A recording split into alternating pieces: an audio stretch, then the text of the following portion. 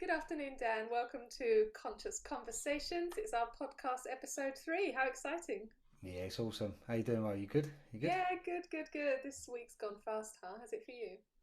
Yeah, it's been exactly the same response as last time, right? But I've been very busy. Just come back from the Kent Wellness Festival this weekend, so it's been a busy week and a busy weekend. It's been great. It's been really You've been good. hitting the Yeah. festivals hard recently. What's the scene looking like out there? Oh, it's really positive. For me, yeah, every event I've done. This is the Kent Wellness event, Kent Wellness Festival, should I say, was the third one I've done this year, and it was just as vibrant as the others I've done. I've been up in Norwich and I've been in Chelmsford, and yeah, it's so positive on so many levels. Lots of positive engagements with visitors, and lots really positive on the networking side with other professionals and other sort of practitioners and stuff, and you know service providers. Really good, really good. Because Mm. you've got a course coming up. Is that right?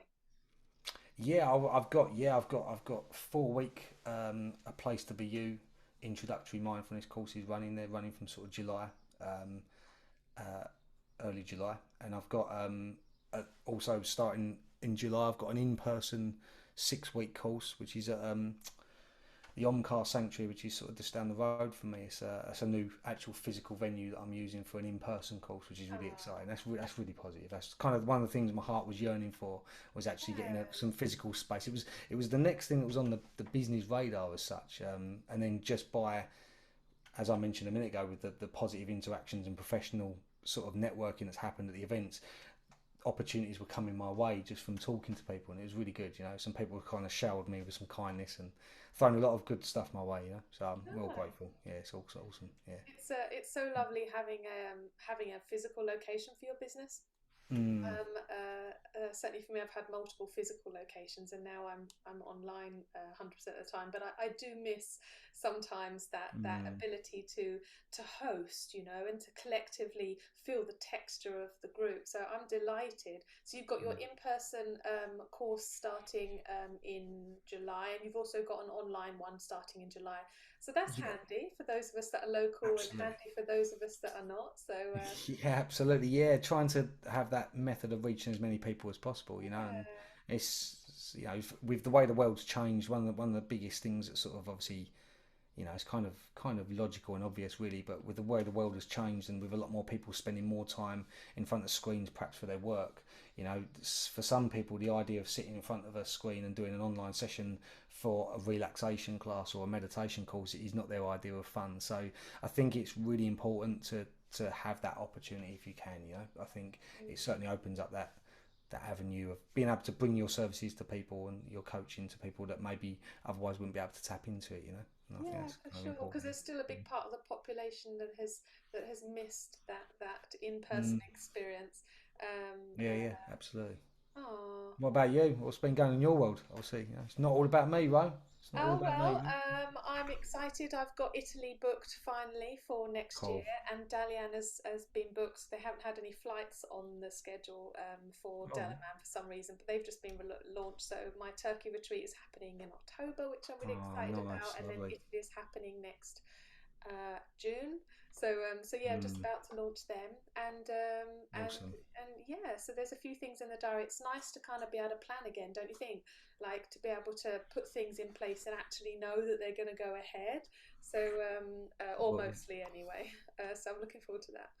that's awesome. I mean, well, you're at that stage, aren't you, where you're doing Turkey and Italian, retreats, Rose. So I mean, it's pretty incredible. I'm not at that stage yet doing that, but yeah, I remember seeing the pictures when you post up with the Italian retreat. It just looked gorgeous. I was Oh. like, I'm not at all jealous. He says sarcastically, and it was awesome. Yeah, so I think I said we joked about it, didn't I? I said, oh, I'd love to come along, and he was like, well, we'll jump on the plane, and I was like, well, I can't really at the moment, now's not really the best time, but next year, so I'll be joining you next year, I think. I will always Yeah, evoke a spontaneous nature. That's kind yeah, of yeah. You one of do the that. things that I really enjoy. Yeah, So we're bringing some interesting cool. context to today's conversation and Mm, conscious conversation, and the yep. exploration around the human experience of regret, and is also possibly linked to the feelings of perceived failure. How do we even begin to unpack this as an emotion? Because as a coach, um, and as a human being, all of us, we experience thousands of emotions sometimes on a day, and yet some of them really do make us freeze in life, don't they? Mm, And then there's some emotions that for some reason we're able just to shrug off. mm. I wonder what it is about regret and perceived failure that seems to provide us with a freezing sensation, or certainly that's my experience. How about for you? Absolutely. When you um, suggested the idea of regret as the topic, um, my mind could not help but link failure to that, because in my mind, and then when I went on to explore it more, it was exactly like you've just said there. The perception of failure, I think, is a real key part to it. And I think the reason why it's such a powerful emotion, though, just to answer your question now, is because oftentimes I think there are some other things that feed into it. For instance, just as an example, I sort of see regret as a symptom or as a consequence of a perceived failure. That we, incorrectly or correctly, it could be either way, are perceiving a particular event, action, or behaviour of some time as a failure, and it might be something else has triggered that, somebody else's response or comment to you, or consequence of doing something.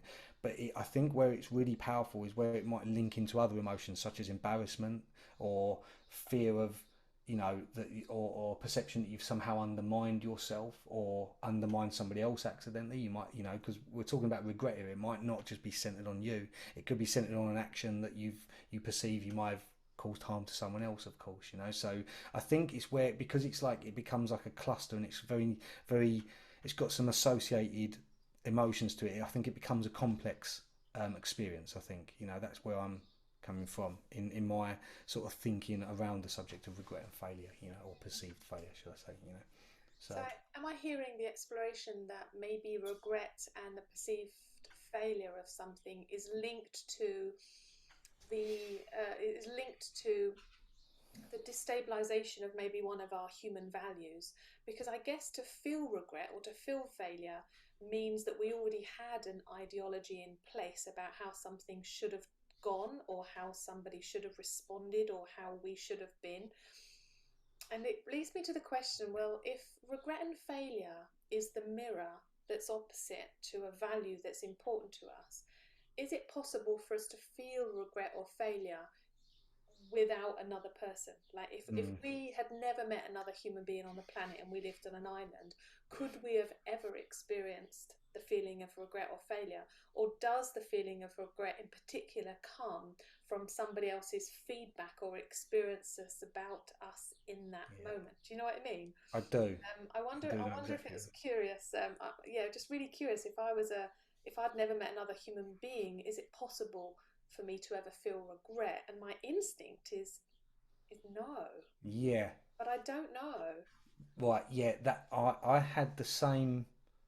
That question when you posed it in the preparation for this podcast, that was one of the most interesting things to ponder on for me. I my conclusion came down to the same, but in the thinking through of it, it it became a little bit uh, split up into different categories for me. It kind of, the relevance of the different sorts of regret came to the surface there. For instance, you can regret injuring yourself. You're using a power tool and you're doing a job and you cut your thumb, right? You can regret that.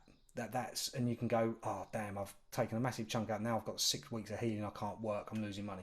That's a form of regret, which is a very practical, experiential regret.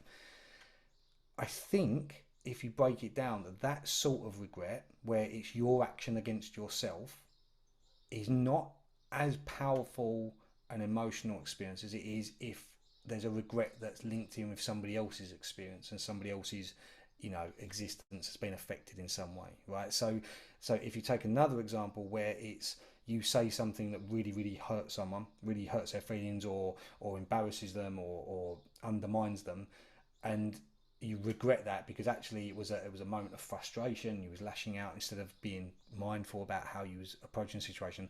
That, I think, is a different sort of experience of regret to the first example I gave. And so, in response to what you're saying, I agree that the answer is no if you're looking at it from that sort of emotional regret side, or as you say, that experience and value based sort of regret, you know.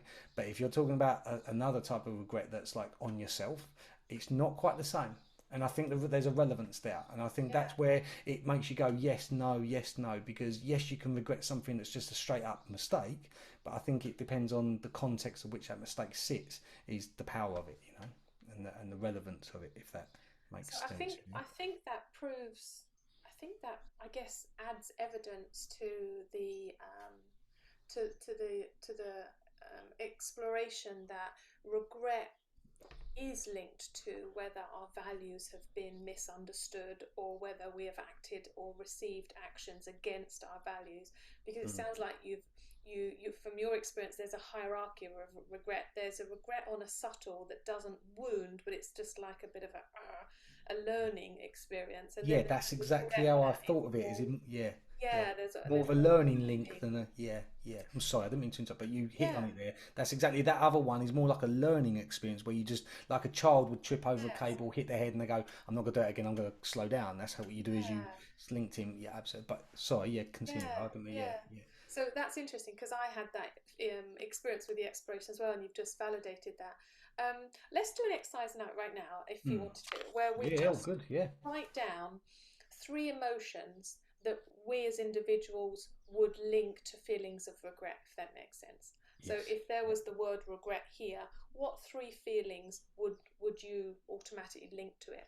And you don't necessarily have to find a recent experience that you've had regret. You might just notice it in your body. Hmm.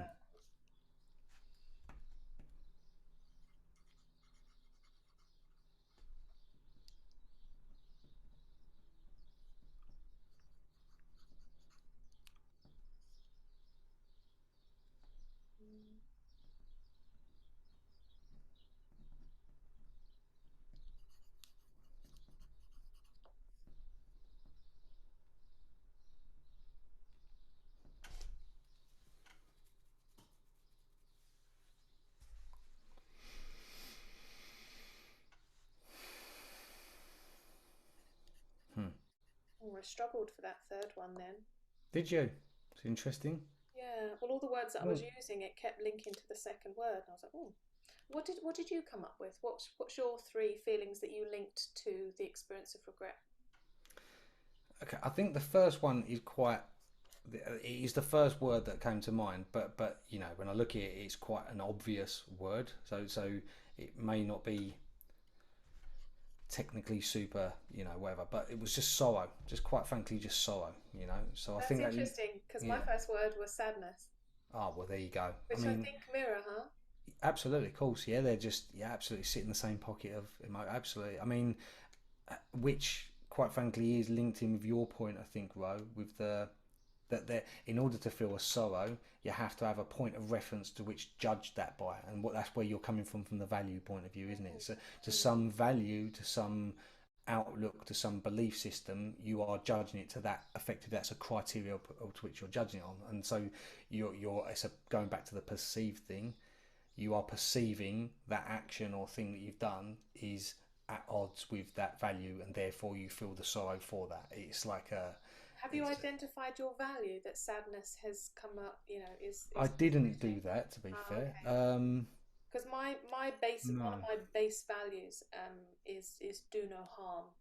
Mm, And yeah. is that a value? Well, it's a value. It's a value of do no harm. So the idea that there's that I have contributed to the harming of Yeah. something, some being or situation, Yeah.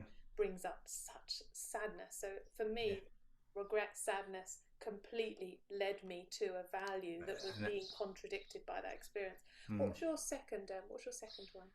I think a real big one for me was embarrassment. Okay. Yeah. Yeah. And Yeah. that I know where that comes from. So just if we're Yeah. going to take that same second lead on question that you gave me, Yeah. that comes from a perceived sense of not living up to your own standards. That's like your own standard of living. You're embarrassed somehow that you've, you know, that feeling of, to put it into common wording, you've let yourself down type thing, you know, That's really interesting because isn't it? You know, yeah. I feel that completely, because my second word was fear, and the value, or the value that was contradicted was I'm always growing. Yeah. So if I'm not always growing, then fear contradicts my desire for I'm always growing, I'm always learning, I'm always improving, which in theory will reduce any risk of regret, right? Yeah. So so again, interesting, Yeah, mirroring interesting. completely. Oh, Yeah. well, and your third, and your third. Hmm. You're gonna laugh. It was fear. Ah, okay, Or yeah. well, it was fear work first. I scrubbed it out, turned it into anxiety, because it's the fear coming from. I've worked out that anxiety is the root of that, because and specifically I was coming from an angle of the fear of the consequence of the perceived failing or stroke thing you've regretted, because that's an inevitable logical process I think we do as humans. We're intelligent enough to know that action has reaction. We understand that cause and effect. That's a thing that we Do are we? aware of. Are we? Oh, I suppose there you go. I've just done that thing that I've done Is it before, a where I've philosophy? said something, yeah, and I said it almost like it's a fact. And I suppose it is only an opinion now. That is an opinion of No, mine. I You're right. like it, because Yeah. there's quite a lot of evidence to prove cause and effect. You know, if I drive I, too th- fast I into think I was something. coming more from the angle that we're all aware, and you become aware as a human just from growing up that, you Mm, know, if I knock that glass over, the water's going to spill out. It's that I know that's a silly example, but we learn that an action has as an effect, or we learn that you know, for yeah. something that, you know, there's no smoke without fire type thing. There's a or we learn this belief system that there are reasons for things, that things happen for a reason. They don't just happen randomly. Okay, that's kind of something that becomes a fabric of our way of thinking. I think, you Does know. it? I wonder whether that's linked to a social coping strategy. Let's make a note of this. Yeah, that's not necessarily when Let's we go. write down Yeah, cause and effect, because yeah, okay. I think that might be a really interesting one. Is there such thing as cause and effect, and how is that helpful and not? So yeah, There you go. We've got we've got our next podcast podcast sorted. podcast number 4. We do this all the time, don't we? Whenever we're chatting like that. Yeah. The last time we didn't follow up on it. The last one was, does wisdom come with age? Do you remember the joke? Where I don't know if you remember. I Oh do. yeah, yes, yeah. Yeah, and it was because I was saying that. Yeah, well, you mocked me in the Apparently moment. not. Apparently Yeah, not. If we're apparently not. bringing Yeah. regret to Well, I the said not in field. my case. It doesn't. Yeah. So we've got does wisdom come with age, and now cause and effect. There you go. Yeah, so that was. I'm not suggesting that I'm saying that is a truth and that Yeah. is the reality. I'm just merely saying that it's something that I think we can say with certainty that something that becomes the fabric of a lot of our lives is that we understand this. If you do that, that happens, and it might be a learned thing, and it might be a belief system rather than an actual reality. I understand If that, that was but I'm just 100% saying, true, I wonder whether your anxious self would be showing up right now. Because one of the reasons that the anxiety comes up in the face of regret, if I can jump onto coach's role here a little bit, is that he now feels like that philosophy can't be trusted. Because if everything has cause and effect, and yet this thing has happened that he now regrets, you know, yeah, that the anxious part now feels anxious because there's no stabilization in yeah. there's no safe space. So that Which anxious links part, back beautifully to what I said about if you're undermined by something. So remember I yeah, said about that exactly. when the reason why regret and failure can be such a complex and deeply felt emotion is because it often it's like to me in my mind it's like a spider's web. It links to other things. It links Yeah. to, do you feel undermined? Do you feel like you've undermined somebody else? Therefore, going to that thing of doing no harm, just as you mentioned, does Mm, that then link into have I caused harm to them? Have they caused harm to me? I yeah, think it's very much a linked spider's web type yeah, experience. Regret, yeah, yeah. well, regret, as far as I see it, being a symptom or a consequence of a perceived failure. Mm, You can domino effect this back almost. You yeah, can because almost you can link it back. I saw regret in a similar process of the model of grief processing, and that is I guess there can be the experience of a human being moving into a place of acceptance when grief or change happens. Hmm. And at that point, there's all sorts of reflections of could I, should I, have I, can I? And it feels a bit the same with regret. It's regret asks the same question: should I, Mm, can I, have I? And so it feels like yeah. a process of landing in the change that was non-consenting. You know, Um, That's really interesting. my Mm. third word was confusion, and I think it feels a little bit on that. When now you've mentioned anxiety, it feels similar because Mm. confusion is okay. Well, I had this model of success, and now I don't have this model of Mm. success anymore. So I'm now confused. What do I do? And it feels like confusion and anxiousness are kind of pals. They agree on that level. Do you think? Is I, that I okay? I hear you. Yeah, Had a definitely. I model. would. There's I now can. no model for success. Yeah, absolutely. I can totally see that. I think what you're talking about there, from just what's come up in my body, my reaction to that is that it's that is much more specifically linked to the feeling of, if you feel like you something has happened to you.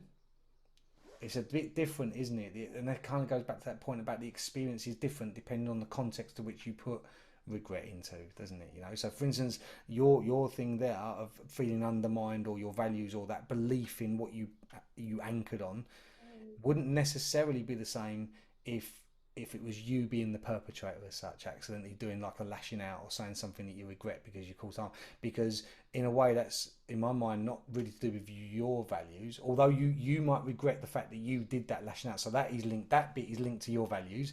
But for them, it's the other way, isn't it? It's contextual. It's very contextual. I think. Does that make sense? I didn't Yeah, mean to waffle. Then I was trying to. I kind of got a little bit lost in it, but I think it's quite, yeah, because it's quite complex. I think it's about what angle you're looking at it. It depends on where relevance comes into this discussion. yeah.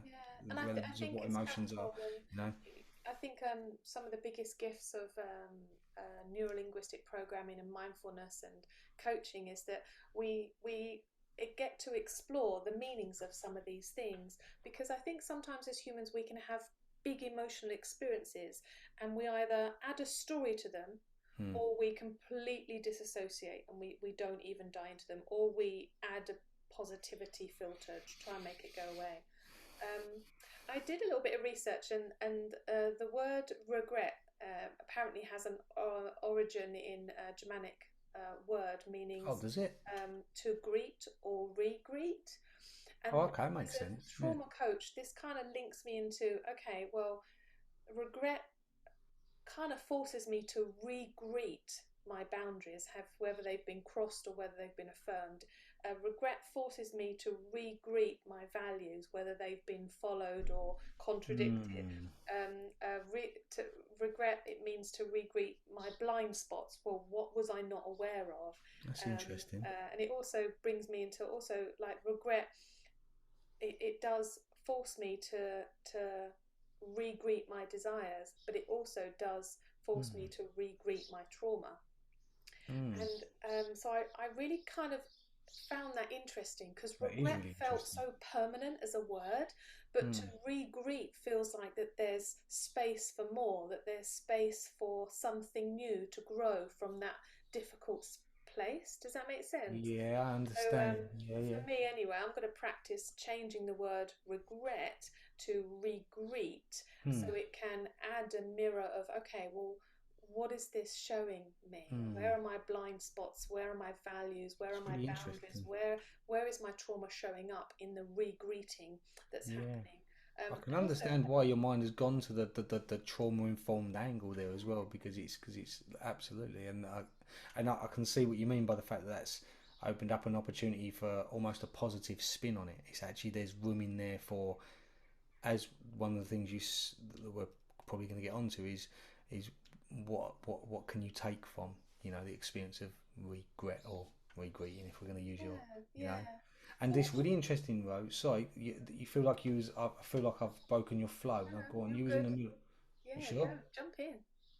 Okay, because it's really interesting that you mentioned that and the linking in trauma, because when I was thinking about it, when again we prepared and you gave me the thing and I was going through my thoughts, my number 2 point on here was how, especially initially after the experience of regret or failure, perceived failure, how we can become stuck and entrenched in that state of rumination about it. Where it's such a, as you say, such a powerful feeling that you get stuck there. You can't. It's like with you, and you carry it, and it's like on your mind all the time. And until you either go and confront it, if you're able, and put it to rest and fix the problem, if you're able to fix it, to use a simple term, or whether you haven't got the option of doing that, unfortunately, you have to just let time take its journey or avoid the situation. Whatever the situation is, you're going to feel it with you, and you're going to be ruminating about it quite a lot. I'm sorry, I'm saying that like a fact, but I think it's a common experience that we've all had of being like stuck and entrenched in that event. You know, So like it's there. what do You you know, think the what do which you is think? very similar to trauma, isn't it? Where you Yeah, can become, trauma can keep you stuck in the past. One of the yeah, key kind of things of trauma, So yeah, I just thought it was really interesting when you said that it linked in with that yeah. thought of So what do you think in that remuneration element? Because that's I would say that's a trauma response. Is that you're mm, attempting to find out more new information, or you're attempting to say the things that you couldn't say, or have the actions that you didn't have. mm. What do you think the purpose or the gift from regret or to regreet? What do you think the purpose or the gift of it would be? Well, yeah, it's an interesting one because when I was going on a bit that going it's really interesting because going right back to almost how we started it about the perceived failure bit is a really, I think, a key point here. There's I think there's a marked difference between an actual failure and what we perceive to be a failure when, as you said quite rightly, we compare it to our own values or our own standards or what we expect of ourselves or others or whatever. And because I think in that there's a degree of subjectivity when you talk about failure. For instance, it's commonly accepted that we learn a lot from mistakes, and in fact, that's a fundamental way we learn as humans is learn from our mistakes. Um, and so it could be validly argued that we may have a tendency to attach negativity automatically to our perceived failures. And so if we can learn to kind of like what you said, Ro, about that there's with the re-greeting, there's room there for exploration and being gentle and kind to yourself. So what I'm trying to say is if we can maybe learn to not automatically attach negativity to it, but take it as a learning opportunity and a way to explore and grow. Just like you said, you mentioned the word grow. I think that's where the positivity and that's where the real value of regret and perceived failure can be, because we can learn so much about ourselves and learn so much about our interaction with others going through those sort of processes. That's where the growth happens in a lot of ways, especially when you go through coaching or whatever. That's where the growth happens, is when you sometimes maybe go and explore that subject that isn't necessarily comfortable, but it is shining a light on something really powerful and you can learn a lot from. It could be the difference between you avoiding that same perceived error in the future. So I think So that's I hear maybe. two things from what you say there. Mm, One, that to regreet or to regret, it facilitates an upgrade, it facilitates growth. Would you mm. agree? I definitely do agree with that. And I then, believe that myself, yeah, like and from my then own two, experiences. it adds a level of protection. It adds a level of strengthening of our mental or emotional spiritual immunity, so that Mm, should that experience replicate in any way, then we have um, yeah, we have a level of protection that comes from experience. So hmm would you say that two of the gifts that we've identified is that it facilitates growth and it offers a life upgrade in some way, but it provides us with protection in some future moment that we can either notice and Yeah, influence, so we don't go through that necessarily in exactly the same way, within our control, I guess. of course.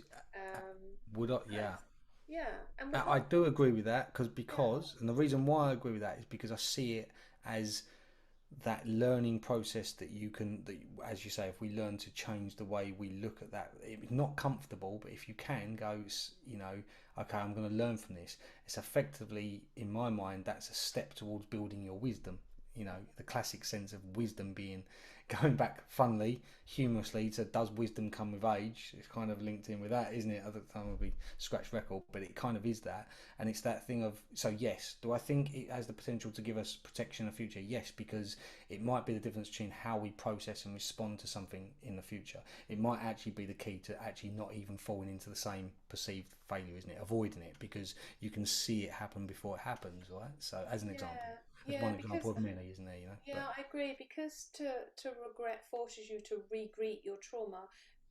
There can be a bounce back of that, and certainly it's a trauma symptom to move into avoidance of something that you felt right. regret from in the past. And so life can become very small um, if those trauma responses become dominant to. Mm. And so yeah, so it will I protect was us. actually coming. Yeah. Yeah, I'm protect so us sorry, from but grief. I understand what you're saying about it building that avoidance bit, but I Yeah. was actually coming more from the awareness angle, Hmm. very much the mindfulness awareness that it actually it cultivates that awareness from learning, Yeah. and so you end up with wiser eyes type thing. So Yeah. when that happens in the moment, you're like, hang on a minute, I felt this before, or like that, almost like having a an energetic deja vu sensor, Ooh, so you maybe know. regret then opens the door to the wisdom a little bit more than it It's did kind before. of where I was going. It's kind of what I was trying to Yeah, say. It's the path to it, even if it's not necessarily a yeah, comfortable path. It's yeah, a path to effectively becoming more aware, more wise, and more, you know, um, yeah, yeah. No, being able I to like that. judge. That's where I see the value of it. Hmm. And I suppose that's the point. I think it's about that. It's about, you know, I suppose it's about how you initially take the experience and what you choose to do with it. It's not obviously going to be comfortable to go, okay, sit with it, have a little exploration of it internally. What can I learn from this? That's not going to be comfortable. But your other option is to go, that's a thing that's happened. I just don't want to think about it. Hmm. In a way, it's a little bit binary. I mean, there are lots of different ways to deal with it, but you understand what I'm saying? Like, if we go simple, it's binary. You either just have it as an event that's happened and don't really give it any reflection, or you use the opportunity to at least reflect on it as much as is comfortable and you're able to, with the aim of trying to glean some positivity from it. And that there's kind of there's it's a fork in the road type scenario where you could go that way or that way. And I I think think by choosing the path of least resistance and the more difficult way can glean positivity is what I'm trying to say. yeah, I think it's a perceived choice. I think it would be disassociative and avoidant to not remunerate. So even though there's a fork in the road, I think it's a perceived fork because as humans we cannot not process, we cannot Yeah, that's not yeah. No, percolate, I we can hear cannot that. not. Yeah, We can attempt to feel disassociated and have distance, but it's always there in my mind. yeah. I can So see it if because I was we talking take like a it was a choice, wasn't I? I was saying it was almost like we've got, but you're right there. Yeah, I can see what I you're think saying it's there. Yeah. it definitely is a perceived conscious choice, but Mm. subconsciously, I think it's working in the background. It's a bit like Mm. mashing up the carrots into the mash to get your kids to eat vegetables sort of scenario. So if we were to take a step back, because we've gone from the experience of regret and perceived failure, Mm. we've explored what that might mean and what the gifts are. We've discovered that it's linked to regreeting of boundaries and values and traumas and desires and blind spots. Mm. We've come to a place where we can now have that door to our wisdom opened more fully because of that experience. But would it be possible for us to come back and to be in the human experience of the human being experiencing that regret before Mm. all that wisdom is Yeah, there? absolutely. Like, Because that's really where it translates into everyday life for for yeah, like everyone, for what, every single what, person, isn't it? Yeah, yeah. yeah, what could me and you, in our experiences, provide as an antidote or a balm to the person that in that moment is very much in that biological and emotional response to what's happening? What would you advise as some repair and recovery practices for those people or for that person having that experience? Okay, my initial two things that come up in my mind are to try to apply as much self kindness effectively as you can on yourself. A What does bit of that a look like? so it would look like effectively forgiveness. Forgiveness effectively is the word that comes to mind in terms of forgiving yourself for the fact. I'm taking obviously the example of if you're feeling like the perpetrator. Okay, I'm talking from that angle, so going back to the context of this. If you feel like you've done harm, you regret an action of yours or whatever, I think it's very, very important to apply, self kindness to yourself, to understand that you're in, you're not infallible. That we're human. It's part of our what's the word? Part of the human condition. But it's part of being human is to make those errors and or perceived errors, and it's and so to try not to, in common terms, not beat yourself up about it. It's the first step, I think, to to alleviating some of the soreness from it. From the raw feelings of it. I think that's the first thing. Yeah, could I Mm. add a coaching task to support that? Of course, you can. Of course, you can. Sometimes, like you say, when we're attempting to practice forgiveness and or to find to not beat ourselves up, sometimes Mm. it's helpful for our people in our lives to help us put that beating stick down. Um, and Mm.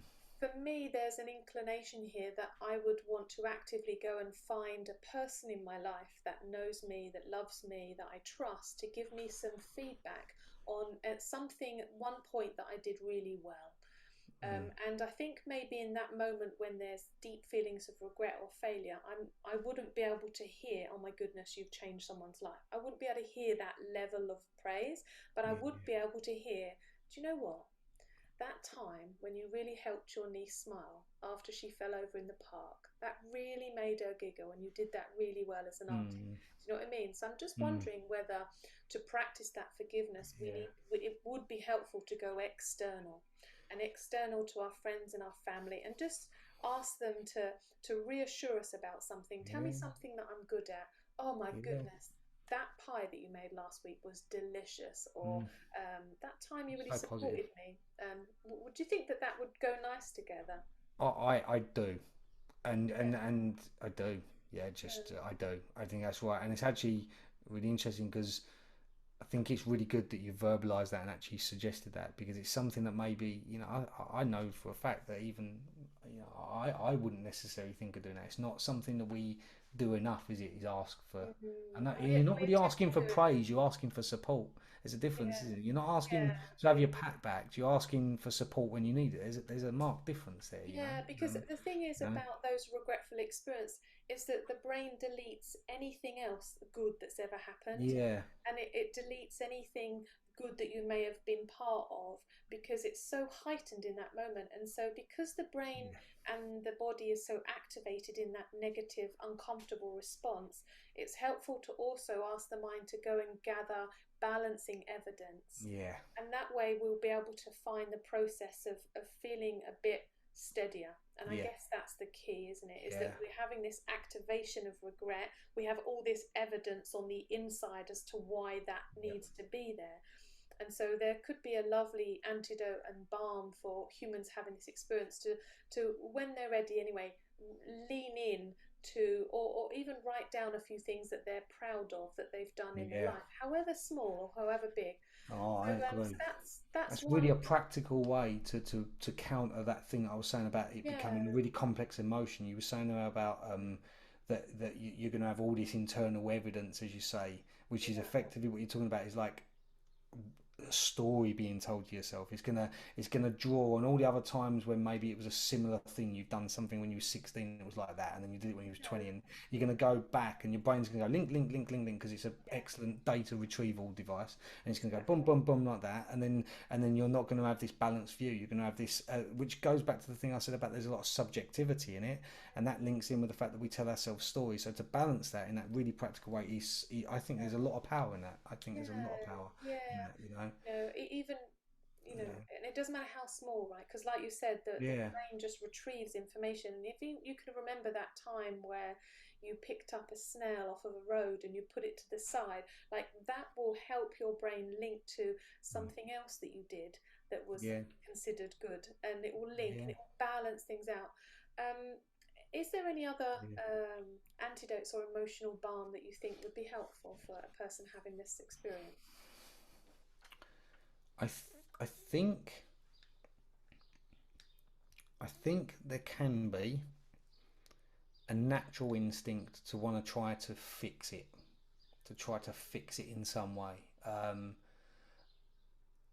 This is quite a subjective point. I suppose I I suppose what I'm doing here is actually bringing a little bit of my own personal experience. I know that in the past, I personally have had this overwhelming desire whenever something happens to want to somehow fix it, or at least make up for it in some way, or you know, somehow address the balance in some way, as kind of you said. But I think there's some value in not doing that sometimes, and letting time be a bit of a healer in effect. You know, um, I think you mentioned it once, Ro, where it's not necessarily the situation that's happened changed over time, but the way you feel about it changes. You know, so that we our effectively a healing process has occurred over time, I think that is very much linked in with what you're saying about that stabilization process, coming back to a more stable point rather than being in this unstable place. And I think there's a tendency sometimes to want to jump in and fix, and I think there's some wisdom in maybe just not doing that all the time. You know, just maybe giving some space. I mean, that's very contextual, because there are times when it would be valuable to go and have a conversation. You know, so I'm not saying as a like a 100% truth all the time. It's not what we're talking about isn't something that's a blueprint you can lay over every situation. We've got to sort of be aware of that. But Yeah. you know, but I think I'm just saying that's the other thing that's popped up is that avoidance of that natural tendency to want to do that. You know, be aware of it at least. You know, Yeah, I is, agree. ask the question: is there going to be any value in revisiting or having that, or is it just going to potentially open up more harm, or is it just going to make it more Mm. And raw and more I would add the word now to that. Is right, now a good time for me to add more texture or right, exploration? right, And yeah, I think because of being a specialist in trauma in particular, is that the linking of regret linking to those trauma responses, and at the very least your body is activated, your heart rate's high, your mm, adrenaline is flowing, there's emotions flowing. That I think it's always helpful, whether happy, sad, mad or glad, I think it's always helpful to work with the biochemistry of life, right? So give yourself a little of something that you need, mm, without attempting to fix. So to mm, first, it's a bit like maybe slightly poor analogy, but maybe attempting to go to the shops and do shopping, but you have to park the car before you decide what to buy. And for me, I guess the balm that I would offer, and that is to just for 5 minutes, just for this 1 hour, just for today, just for tonight, is there a way that you can make sure that you're warm? Make sure that mm, you're eating properly, make sure that you're mm, taking a deep breath, making sure that you feel safe in your environment, mm, having some sort of physical connection, whether it be pillows, pals, or pets, and that looking after the biology, the biological response of that feeling of regret as you re-greet all of those perceived failures, and looking after the biochemistry, and then allowing any action or forward steps to happen once yeah. you're in a place of more steadiness, for sure. So I think we agree on some antidotes and some emotional balms that someone can give Yeah, but I themselves. think what you're putting, what you're suggesting, and what you're talking about, and then verbalizing there, Ro, is really powerful. I think there's so much wisdom and power in that. I think I am definitely coming more from the sort of cognitive side. I think, but you're coming from especially with that linking in with how we are, our biology and tending to that. I think there's so much wisdom in that. I think that's really powerful. I think what we're talking about there is in some ways, but we're asking, not asking, but we're to suggesting to do some things that are maybe counterintuitive to what your instincts would be in that situation, isn't it? And it's actually when you was talking then, Rob, about having space before you go and step into it, I couldn't help just think how much that echoed sort of the mindfulness attitude of the idea that when you are in a state of turbulence emotionally, that is undoubtedly, in my opinion, going to affect your objectivity of how you look at something. You know, our emotions act as a filter sometimes to how we perceive things. So giving yourself that time and space and tending to yourself and giving yourself that balm would then put you in a state that when you do choose, if you chose to take any action, you're likely, I think from a logical standpoint, to have much more of a clear vision of it. You know, you're going to have a more objective view rather than it being a filtered subjective view, influenced by your emotional state. So I think there's so much wisdom, just going back to where I was coming from, more the cognitive side, but what you've said really links in with that, because it feeds back to that and actually supports that in that way, if that makes sense. So that's where I come, I think, Yeah. So I think Well, there's power in it. certainly really interesting, and I think I think it's an experience that has a big impact. It can, and I think regret and perceived failure can really be a adversary,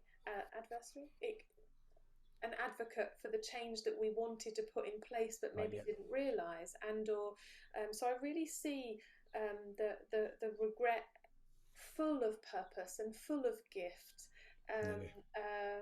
but I think that it's also a really tricky one to hold and experience as a It's human not going to be being. comfortable, is it? No, it's not No, going to be it's not comfortable. going to be. And I don't know about you, but I think sometimes Yeah. the more adultisms we take on and the more adulting we do in life, sometimes regret lands harder and harder each time. So, well, I've personally found this deeply helpful, and have taken a lot away from our explorations. And I really hope that our inquiry, our Hmm. discussions, our homework, and our antidotes that we've offered people today, hopefully it's landed in the right hearts today.